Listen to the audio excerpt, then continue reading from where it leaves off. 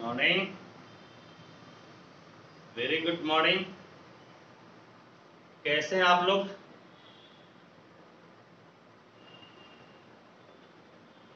क्या हाल चाल है? सब बढ़िया। पिछला 2 क्लास आप लोग किए थे मेरा? पिछले क्लास आप लोग किए थे सारे लोग? कोई दिक्कत परेशानी तो नहीं हुई ना? अब एकदम हम लोग स्लो मोशन में जा रहे हैं। बिल्कुल आपको जीरो से हीरो बनाने के लिए हम आए हैं। एकदम आपको नीचे से उठाकर ऊपर फेंक देंगे। फेंक देने का मतलब ऐसा नहीं कि एकदम ऊपर चले जाइएगा, उस जगह तक आपको ऊपर उठाएंगे जहां तक आप एग्जाम में वेक्टर से 3D से 100% 100% आप क्वेश्चन को सॉल्व कर सके, उस जगह तक आपको उठा के लेके जाएंगे। और कहां से? तो जीरो से। बस मुझे यही लग रहा है कि आप कुछ नहीं जानते हैं और हमको पढ़ाना है, इसीलिए एकदम जीरो लेवल से हम स्टार्ट किए। सारा सेशन देखते रहिएगा, एक भी सेशन मिस मत कीजिएगा और लाइव ही देखिएगा। मेरे टाइम पे सुबह 10 बजे से जो आपका टाइम है, मेरा टाइम है जो 10 बजे से, इस टाइम पे आपको मेरे साथ ही रहना है। हम ही लोग रहेंगे, दूसरे टीचर को छोड़ दीजिए, दुनिया को भूल जाइए। बिल्कुल आप 9:45 खाना खाकर हाथ धोकर बैठ जाइएगा, कॉपी कलम बुक लेकर। ठीक है? तो आइए अब हम लोग आगे बढ़ते हैं। कल क्या पढ़े थे?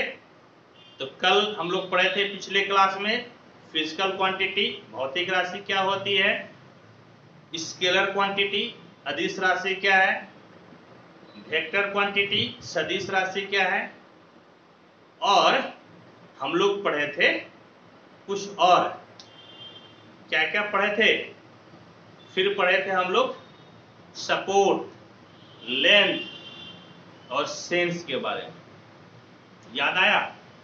होप कि आपको एकदम से क्लियर होगा। मैं देखा कि कल आप लोग एंजॉय कर रहे थे, यस सर लिख रहे थे। बिल्कुल लिखना भी चाहिए बीच बीच में। आइए आज हम लोग आगे बढ़ते हैं। तो आज का है टॉपिक, बहुत कुछ पढ़ेंगे, जिसमें सबसे पढ़ेंगे रिप्रेजेंटेशन ऑफ वेक्टर। रिप्रेजेंटेशन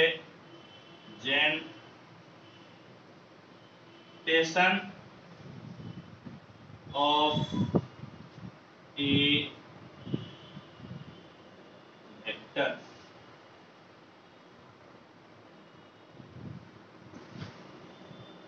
यानी कि एक सदिश का निरूपण। आप एक सदिश को कैसे दिखाइएगा, इसके बारे में हम लोग पढ़ेंगे। ठीक है? तो आइए जो हम लोग पहले पढ़े थे उस पर विचार करते हैं। वेक्टर के बारे में कल क्या पढ़े थे आप? वेक्टर के बारे में कल आप क्या पढ़े थे? आप 2 चीज पढ़े थे। एक पढ़े थे मैग्नीट्यूड होता है, और एक पढ़े थे डायरेक्शन होता है। समझ गए? यानी कि माप होता है और दिशा, या मापांक कह सकते हैं, मापांक ज्यादा अच्छा रहेगा। मैग्नीट्यूड यानी कि मापांक होता है और आपका दिशा होता है। ये हम लोग पिछले क्लास में वेक्टर के बारे में पढ़े थे। और भी एक चीज पढ़े थे। क्या पढ़े थे? डायरेक्टेड लाइन सेगमेंट, यानी कि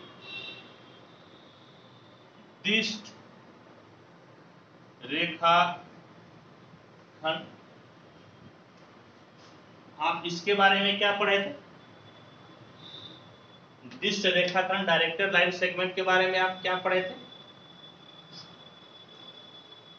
बताइए, इसमें भी यही पढ़े थे कि मैग्नीट्यूड होता है और डायरेक्शन होता है, नहीं?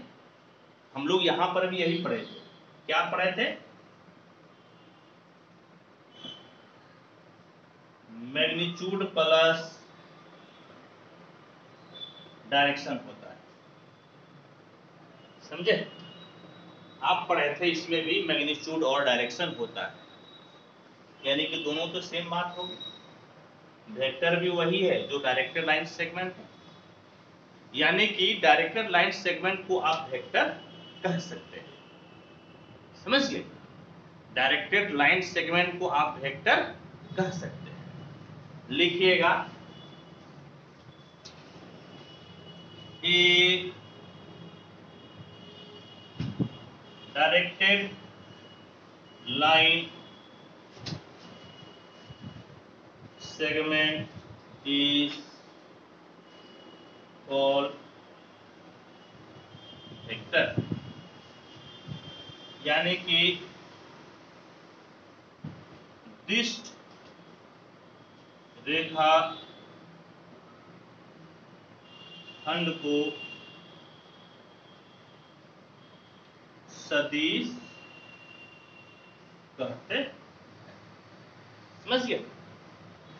दिष्ट रेखा खंड को आप क्या कहते हैं? तो आप कहते हैं सदिश। एकदम क्लियर है? आपको मेरे साथ लिखते भी जाना है, देयर इज नो दिक्कत, कोई परेशानी नहीं है। कोई परेशानी नहीं है तो फटाफट इस चीज को लिखिए, मुश्किल से 1 मिनट लगेगा, फिर आगे बढ़ते हैं। फटाफट आप नोट कीजिए, आगे बढ़ते हैं हम लोग। मेन टॉपिक पे आते हैं कि वेक्टर को कैसे रिप्रेजेंट करेंगे। लिखते रहिए आप, कोई दिक्कत परेशानी हो तो कमेंट करके बोलिए।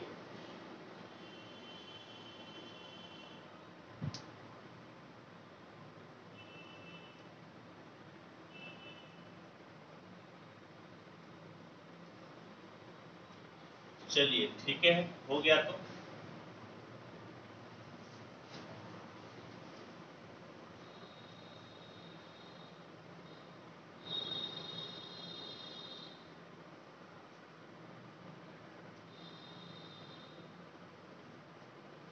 हो गया ना? चलिए ठीक, वेरी गुड।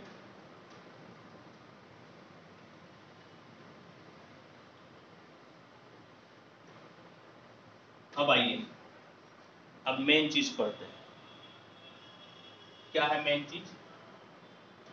तो समझिए पहले, late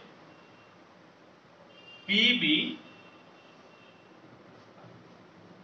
any arbitrary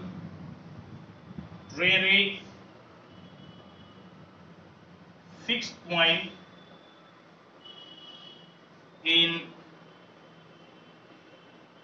space and Q be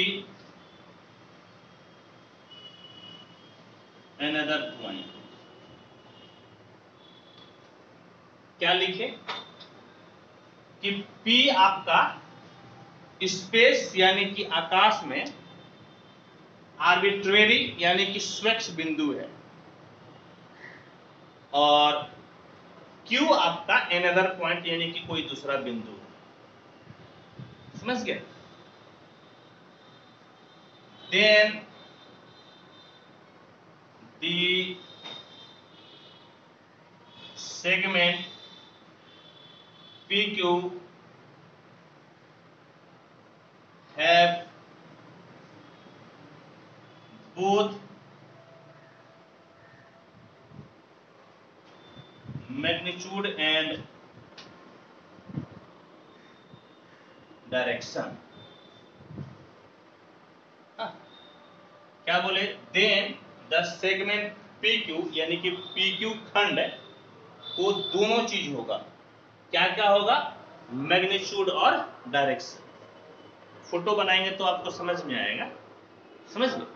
यानी कि इसको मैग्नीट्यूड यानी कि मापांक भी होगा और डायरेक्शन यानी कि दिशा भी होगा, समझ गए?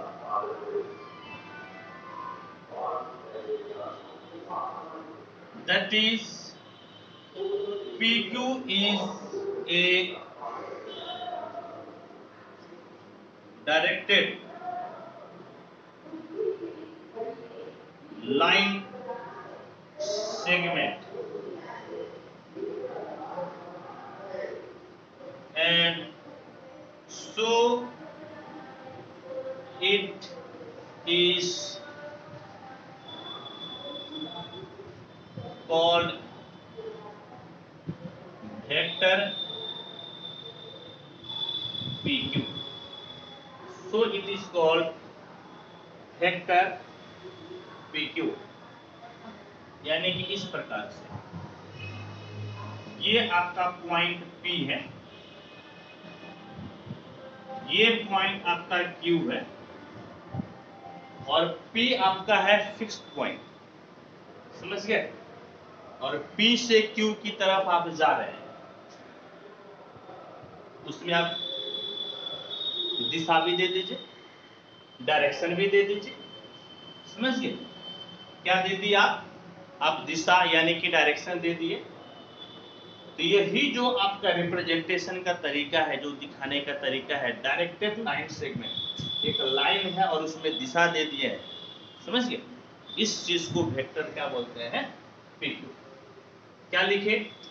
Late P be any arbitrary fixed point in space and Q be another point, then the segment PQ have both magnitude and direction. That is, PQ is a directed line segment and so it is called vector PQ. इसको क्या बोलते हैं? Vector PQ।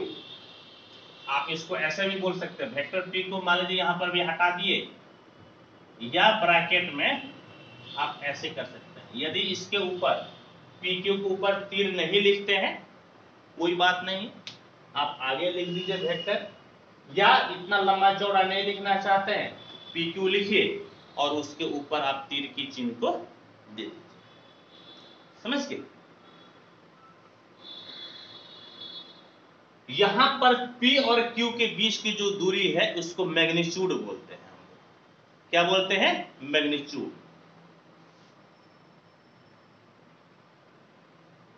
The distance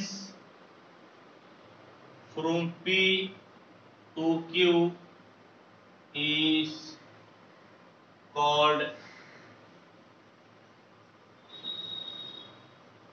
magnitude of PQ and it is denoted by PQ और PQ के दोनों तरफ आप लाठी खींच दीजिए, ये आपका सिंबल होता है मैग्नीट्यूड का, मापांक, समझ गए? मोड का ये चिन्ह कहलाता है, मोड। इसको पहले हिंदी में लिख देते हैं। क्या लिखिएगा? माना कि आकाश में P एक स्वच्छ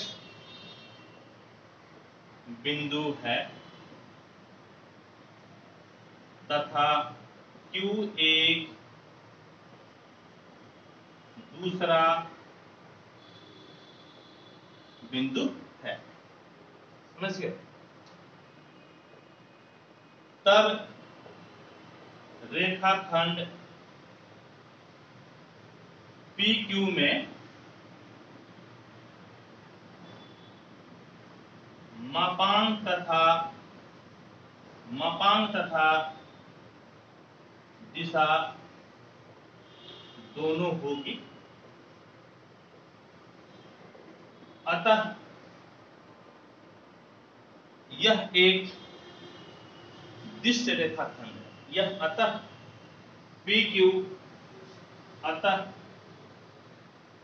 PQ एक दिश्य रेखा खंड है और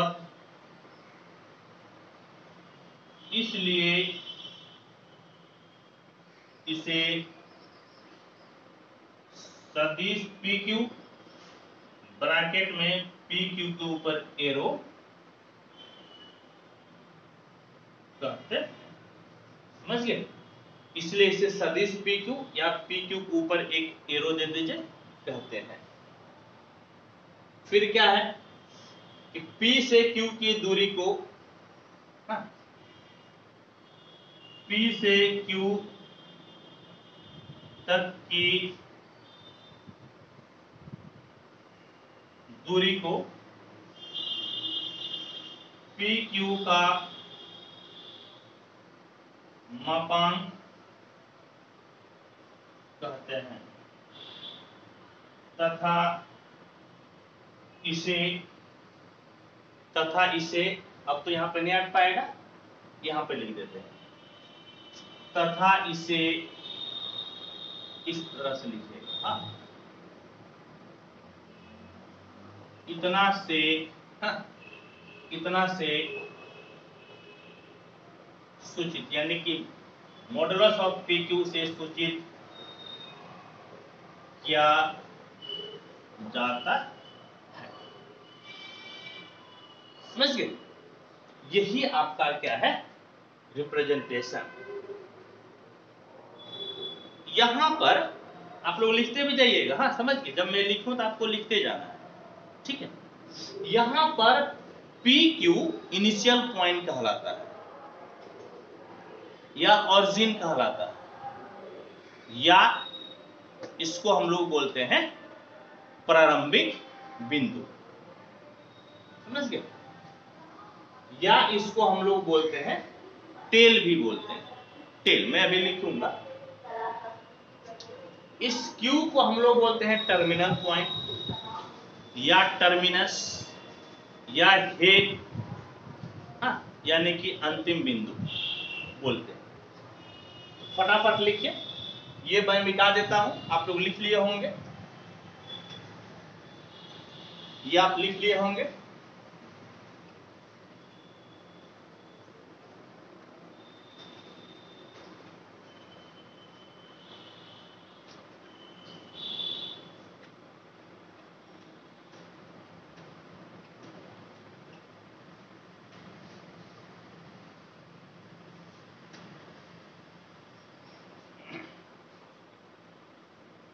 Here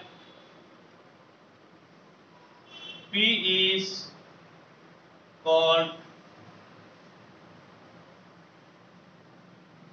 initial point or origin or tail, and Q is called terminal point or terminus और हेड। हिंदी में यहां P को प्रारंभिक बिंदु तथा Q को अंतिम बिंदु कहते हैं, ठीक है? कोई दिक्कत परेशानी नहीं, फटाफट इसको नोट कीजिए, फटाफट नोट कीजिए, फिर दोनों मिटा कर हम बताएंगे। फटाफट 1 मिनट का टाइम देते हैं, आप लोग नोट कीजिए तेजी से। 1 मिनट से ज्यादा टाइम नहीं मिलेगा, 1 मिनट के अंदर आपको नोट करना है, 1 मिनट के अंदर आप नोट कीजिए।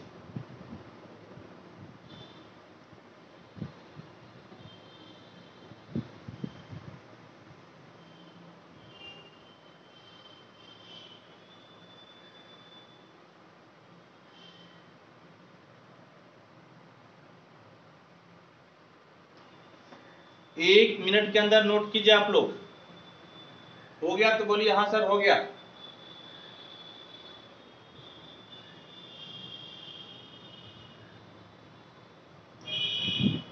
हो गया?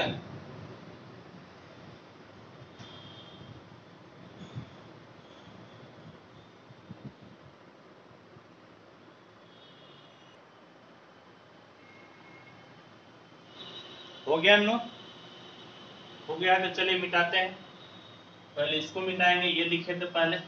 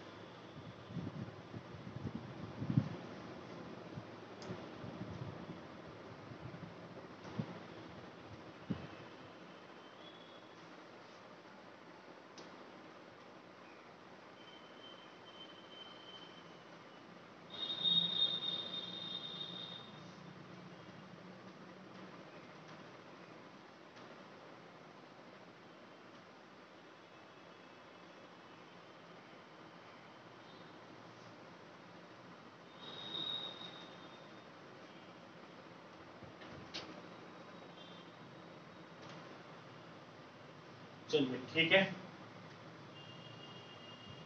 अब हम लोग पढ़ते हैं नोटेशन ऑफ ए वेक्टर। किसी वेक्टर को कैसे आप लिखिएगा, समझ गए? आइए,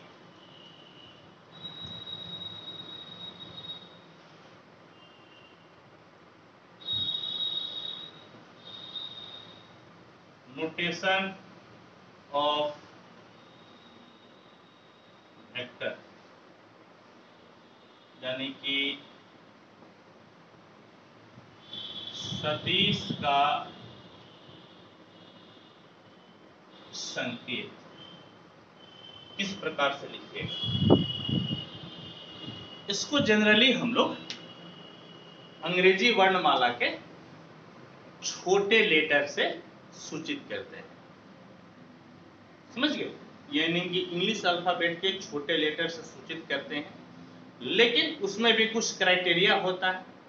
या तो आप उसको बहुत मोटा लिख दीजिए लेटर को, या लेटर के ऊपर यानी ABCD जो है, या तो उसको बहुत मोटा लिख दीजिए, वो वेक्टर को बताएगा, या फिर उसके ऊपर आप एरो लिख दीजिए, तीर खींच दीजिए, या फिर उसके ऊपर आप बार एक लाइन खींच दीजिए, समझ गए?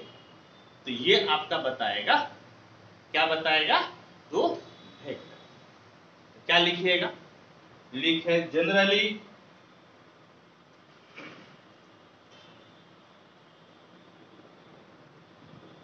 generally vector is denoted by generally vector is denoted by A B C D dot dot dot by writing arrow or bar overhead or by boldface। क्या लिखिए? प्रायः सदिश को ABCD डॉट डॉट डॉट के ऊपर तीर या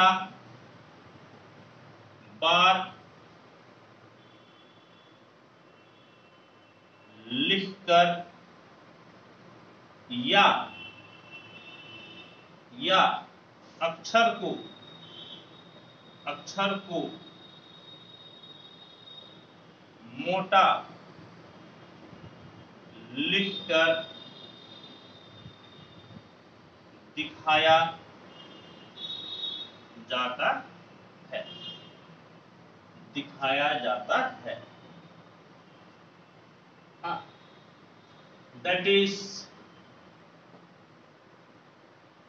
वेक्टर ए बराबर एक ऊपर एरो या एक ऊपर बाय ए को खूब मोटा लिख दीजिए। समझ गए? ए को क्या कीजिए, खूब मोटा आप लिख दीजिए। ये सभी का मतलब एक ही है। वेक्टर ए या ए के ऊपर एरो या ए के ऊपर बार या ए को आप मोटा करके लिख दीजिए। ये सब का मतलब आपका हो गया वेक्टर ए। समझ गए? सब का मतलब क्या हो गया? तो सब का मतलब हो गया वेक्टर ए। ठीक, चलिए अब हम लोग पढ़ते हैं magnitude of A vector. Magnitude of A vector एक सदिश का मापांक, एक सदिश का मापांक। मापांक का मतलब दूरी हो गया। समझ गए? मापांक का मतलब क्या हो गया? दूरी। और दूरी कभी भी आपका निगेटिव नहीं होता है, याद रहे। यदि दूरी के सामने, डिस्टेंस के सामने माइनस लिखा हुआ है तो वह माइनस डायरेक्शन बताता है, दिशा बताता है। दूरी आपका हमेशा पॉजिटिव होता है, धनात्मक होता है। समझे? तो मैग्नीट्यूड वेक्टर का हमेशा आपको पॉजिटिव नंबर देगा, निगेटिव आपका नहीं देगा। क्या लिखिएगा? दी magnitude of vector A is denoted by ए बार के आगे पीछे लाठी खींच दीजिए, लाइन दे दीजिए। इसको हम लोग मॉड ए बोलते हैं। इतना और मॉड ए, समझ गए? इसको क्या बोलते हैं? Mod A. The magnitude of vector A is denoted by इतना एंड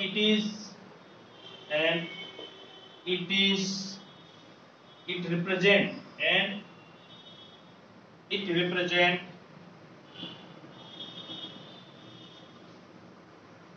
a positive quantity। और ये क्या बताता है? Positive quantity. हिंदी में सदिश ए के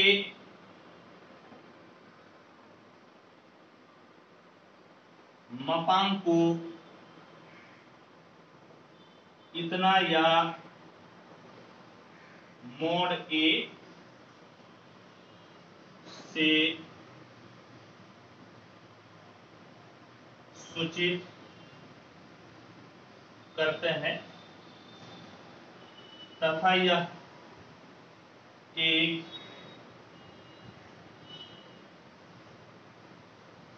धनात्मक राशि है।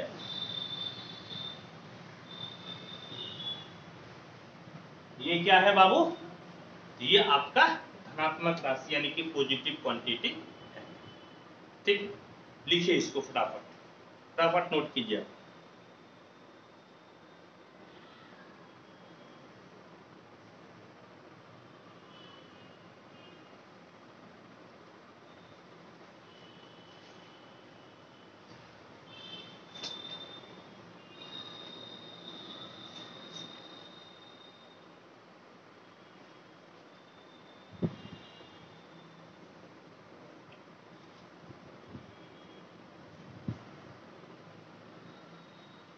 हो गया?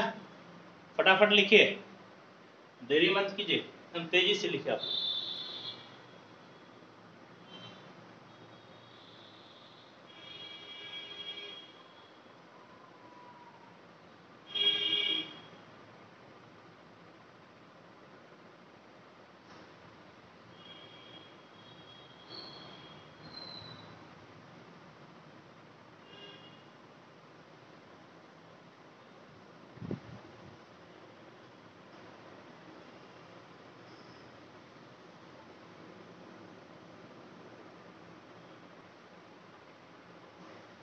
चलिए हो गया, इधर मिटाते हैं।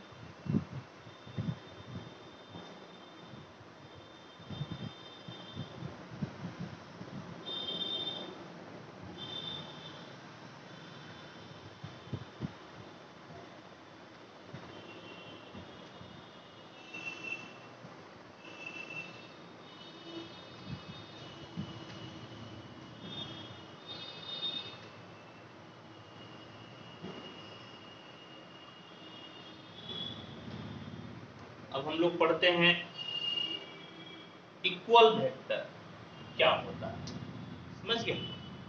Equal vectors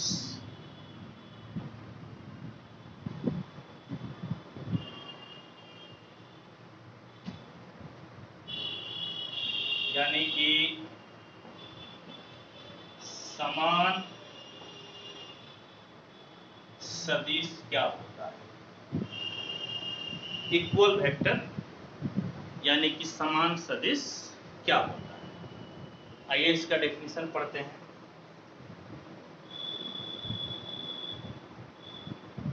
to vectors are said to be equal if two vectors are said to be equal if दो वेक्टर आपका समान वेक्टर यानी कि इक्वल वेक्टर कहलाएगा। नंबर 1, उसका मैग्नीट्यूड आपका सेम हो, समझिए, उसका मैग्नीट्यूड क्या होनी चाहिए? सेम होनी चाहिए, और डायरेक्शन भी आपका सेम होनी चाहिए, ठीक है। Two vectors are said to be equal if their magnitude are equal, and number 2, their direction are same, समझ गए? their direction are same। Hindi में, हाँ, हिंदी में क्या लिखेगा? दो सदिश को समान सदिश कहेंगे यदि नंबर 1, उनका मापांक समान हो तथा उनकी अभिदिशा समान, समझ गए? एक तो मापांक समान होना चाहिए यानी कि सेम लेंथ का होनी चाहिए, उसका अभिदिशा यानी कि सेंस भी आपका एक ही होनी चाहिए। एग्जाम्पल से समझते हैं, देखिए इसका एग्जाम्पल।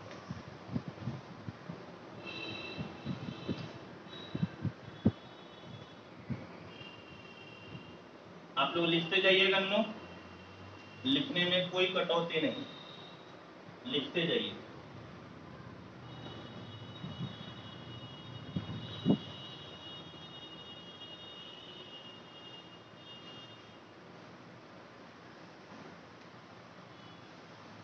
जैसे देखिए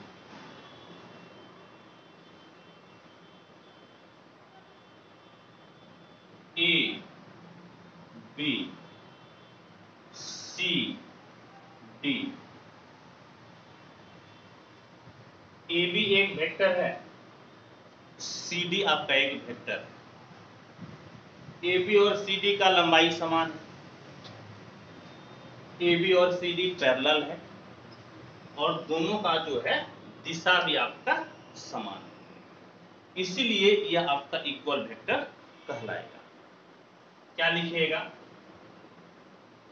here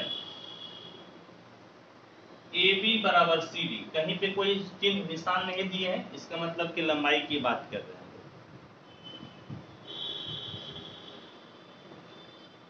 A B is parallel to C D, A B C D का पैरेलल है, and A B and C D have same sense of direction, so vector AB and vector CD are equal। क्या बोले कि AB और CD की लंबाई समान है, AB और CD पैरेलल है, और AB और CD का डायरेक्शन आपका सेम है, तो इसीलिए इसको हम लोग इक्वल वेक्टर कहते हैं। समझ गए? यदि इसका डायरेक्शन बदल जाएगा तो वेक्टर इक्वल आपका नहीं होगा। इस चीज को ध्यान में आपको रखना है, ठीक है? इस चीज को आपको ध्यान में रखना है। 10 two vector A and B are said to be equal if number 1, that is बल कैसे लिखिएगा? Equal two vectors A and B are said to be equal, said to be equal, that is vector A बराबर vector B, vector A बराबर vector B equal होगा if क्या क्या होने चाहिए? इफ A का मैग्नीट्यूड B के magnitude के बराबर होनी चाहिए। समझ गए? A का मैग्नीट्यूड B के मैग्नीट्यूड के बराबर होनी चाहिए, और नंबर 2, समझ गए? नंबर 2 क्या होनी चाहिए? नंबर 2 देखिए, मैं क्या लिखा था कि दोनों का डायरेक्शन आपका क्या होना चाहिए? सेम। समझ गए? दोनों का डायरेक्शन क्या होने चाहिए? सेम। यानी कि नंबर 2 क्या लिखिएगा? नंबर 2 लिखिएगा A and B have same direction. क्या लिखिएगा? दो वेक्टर A और B आपका इक्वल कहलाएगा यदि दोनों का मैग्नीट्यूड समान हो और दोनों की दिशा आपका क्या हो? समान। समझ गए? कोई दिक्कत परेशानी नहीं है? तो दिक्कत परेशानी नहीं है तो फटाफट इसको आप नोट कर लीजिए, ठीक है? फटाफट नोट कीजिए, फिर आगे आपको बताते हैं।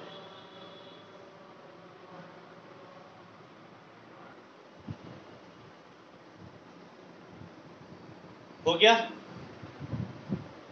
लिख लिया आप लोग? और उन्होंने यदि लिख लिए तो ऐसा है कि अब हम लोगों को आगे जो पढ़ना है वो हम लोगों को पढ़ना है अब डिफरेंट टाइप्स ऑफ वेक्टर, यानी कि वेक्टर के विभिन्न प्रकार क्या क्या होते हैं, टाइप्स ऑफ वेक्टर जिसको बोल सकते हैं। तो मुझे लगता है कि टाइप्स ऑफ वेक्टर खुद अपने आप में एक क्लास बनता है, आज यदि मैं शुरू करता हूं तो खत्म भी नहीं हो पाएगा। मैं देखता हूं कि 40 मिनट का क्लास हो चुका है, तो उसमें कम से कम मुझे आधे पौने घंटे से ज़्यादा लगेंगे। 8-10 टाइप में आपको बताऊंगा, वो कंप्लीट एक सेशन ही होगा। इसीलिए इसको मैं यहीं पे समाप्त करता हूँ। आज एंजॉय कीजिए, सिर्फ 40 मिनट लिए हैं, कल 1 घंटा लेंगे क्लास, ठीक है। आज एंजॉय कीजिए, 20 मिनट हम आपको दिए। चलिए, ओके, बाय।